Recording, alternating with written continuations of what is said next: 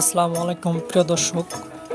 আজকে আমরা আছি সাতক্ষীরা জেলা তালা উপজেলা তেঁতুলিয়া গ্রামে। এখানে একটা মসজিদ আছে। এই মসজিদটা অনেক প্রাচীন যুগের মসজিদ। লোকমুখে জানা যায় যে এই মসজিদটা নির্মাণ করছে অনেক আগে। এই মসজিদটির নাম তেঁতুলিয়া জামে মসজিদ তথা খান বাহাদুর সালামতুল্লাহ মসজিদ এবং তেঁতুলিয়া শাহী জামে মসজিদ নামে পরিচিতি। খান বাহাদুর মৌলভী কাজী সালামতুল্লাহ খান তেঁতুলিয়া জমিদার কাজী পরিবারের বংশ এই মসজিদটি নির্মাণ করেন।